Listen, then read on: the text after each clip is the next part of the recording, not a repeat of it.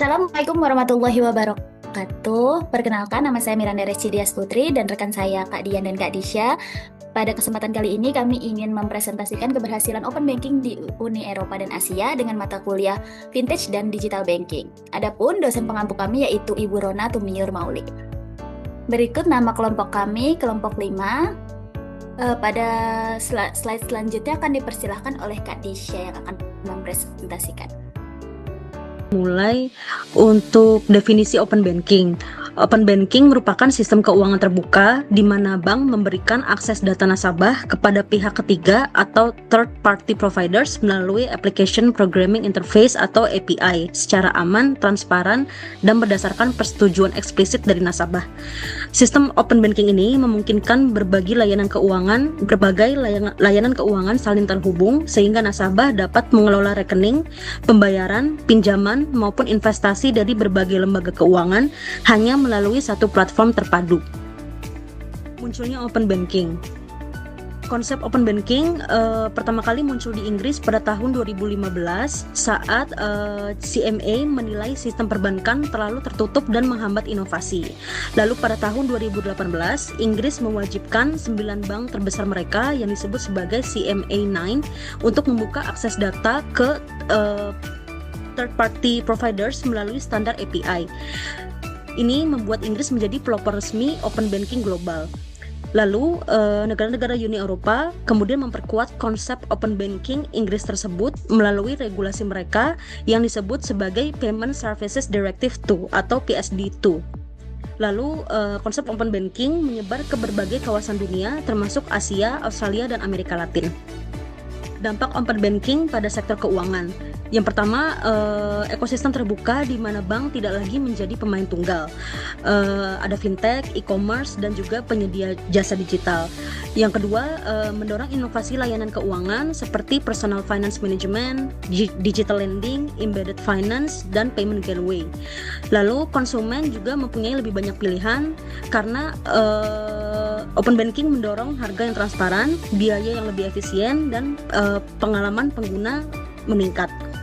Lalu juga open banking mempermudah akses masyarakat ke layanan keuangan digital sehingga mendorong inklusi keuangan terutama di negara berkembang. Terakhir, data transaksi menjadi lebih terbuka, pengawasan real time yang dapat membantu mencegah praktik money laundering. Baik, selanjutnya regulasi open banking di Asia versus Uni Eropa. Yang pertama, di Uni Eropa sebelumnya sudah dijelaskan oleh Kak Disha, terdapat PSD2 yaitu mewajibkan semua bank menyediakan API terbuka yaitu Strong Customer Authentication atau SCA untuk keamanan yang lebih tinggi. Lalu di Singapura juga terdapat MAS yaitu keluarkan API Playbook yang sifatnya sukarela namun terarah. Mendorong kolaborasi bank vintage dengan standar keamanan yang ketat. Lalu di Jepang juga terdapat amandemen banking ACT 2018 yaitu bank wajib bekerja sama dengan TPP. Pendekatan ini semi wajib dengan pengawasan FSA. Lalu Indonesia sendiri juga Bank Indonesia menerbitkan SNAP yaitu pada tahun 2021 yaitu standarisasi API pembayaran. OJK juga mengatur tata kelola digital pada PJOK tahun 2023 nomor 21 dengan pendekatan hybrid yaitu regulatif tetapi tetap fleksibel. Selanjutnya,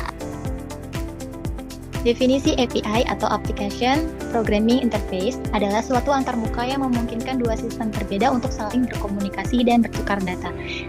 API dari tahun 2010 sampai dengan 2013 jumlahnya meningkat 4 kali.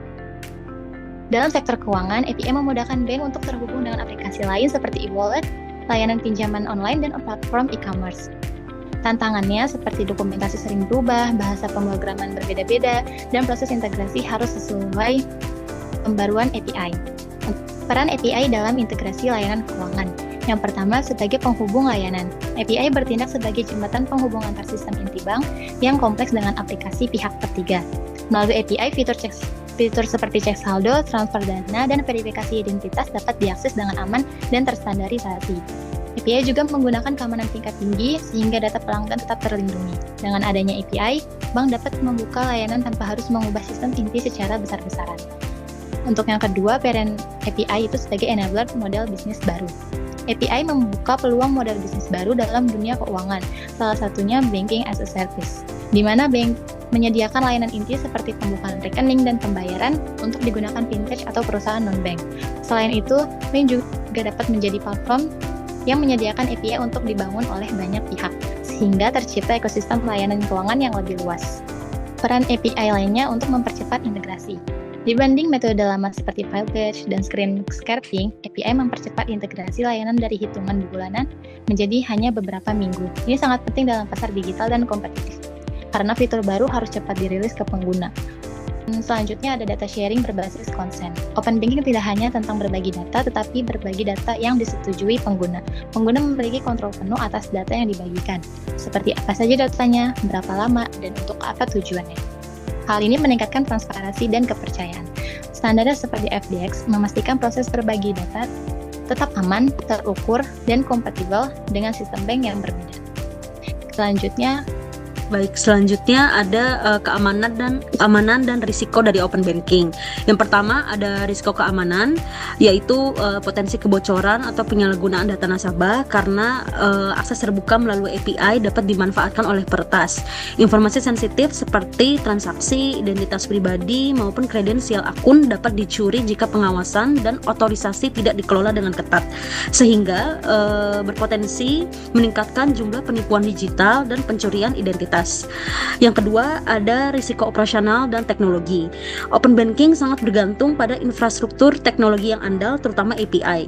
Gangguan sistem, bug, atau serangan cyber pada satu pihak dapat menyebar dan mengganggu seluruh ekosistem keuangan. Ketergantungan antar jaringan ini meningkatkan risiko kegagalan berantai yang dapat melumpuhkan layanan keuangan lintas platform. Yang ketiga, ada risiko kepatuhan dan regulasi. Perbedaan standar keamanan atau ketidakkonsistenan aturan antar negara dapat dimanfaatkan pihak jahat untuk mengeksploitasi kelemahan yurisdiksi tertentu. Jika third-party providers tidak diawasi dengan ketat, risiko non-compliance terhadap regulasi perlindungan data atau regulasi lokal akan meningkat. Terakhir, ada risiko kepercayaan dan reputasi. Ketika terjadi insiden keamanan atau penyalahgunaan data, bank dan regulator dapat kehilangan kepercayaan nasabah meskipun pelakunya adalah pihak ketiga. Dalam ekosistem terbuka, batas tanggung jawab sering kali kabur di mata konsumen. Akibatnya, satu pelanggaran data dapat menimbulkan efek domino berupa penurunan loyalitas, migrasi nasabah ke lembaga lain, hingga tekanan reputasi yang signifikan terhadap seluruh industri keuangan. Selanjutnya, antisipasi risiko keamanan open banking. Yang pertama, penguatan keamanan data dan infrastruktur dengan menerapkan standar keamanan API yang ketat seperti autentikasi berlapis, enkripsi, dan pemantauan real time, serta sistem infrastruktur yang memiliki ketahanan tinggi seperti backup, failover, dan uji keamanan rutin, dan melaksanakan audit secara berkala termasuk terhadap third party providers. Yang kedua, penguatan regulasi dan tata kelola. Dengan regulasi yang jelas, pengawasan ketat, dan penegakan hukum yang tegas. Bank dan fintech juga harus transparan dalam penggunaan data serta siap dengan mekanisme respons cepat saat terjadi insiden. Yang terakhir, edukasi dan kolaborasi ekosistem. Konsumen perlu diedukasi mengenai cara mengamankan akses akun dan memberikan izin data dengan bijak. Bank, fintech, dan regulator juga perlu membangun forum kolaboratif untuk berbagi informasi ancaman cyber, menyusun insiden response framework, serta menyelaraskan standar keamanan lintas sektor. Kesimpulan dari presentasi kelompok 5 kali ini yaitu open banking merupakan bentuk penerapan open innovation di sektor keuangan yang mendorong kolaborasi antara bank dan fintech melalui penggunaan API. Uni Eropa menerapkan regulasi yang wajib dan terstandarisasi yaitu PSD2 dengan fokus pada keamanan dan perlindungan konsumen. Asia termasuk Indonesia, Singapura, dan Jepang bersifat adaptif dan berbasis pasar, mendorong inovasi lebih cepat namun tetap menghadapi tantangan besar yaitu standar dan keamanan data. Di Indonesia sendiri, kebijakan seperti SNAP yaitu yang dilakukan oleh Bank Indonesia dan sesuai dengan peraturan OJK tahun 2023 nomor 21 menjadi dasar penguatan ekosistem keuangan digital. Keberhasilan open banking tergantung pada keseimbangan antara inovasi, regulasi, dan keamanan untuk mewujudkan sistem keuangan yang inklusif dan berkelanjutan. Sekian presentasi dari kami kelompok 5 mengenai open banking. Kurang lebihnya mohon maaf. Jika ada pertanyaan dipersilakan. Terima kasih.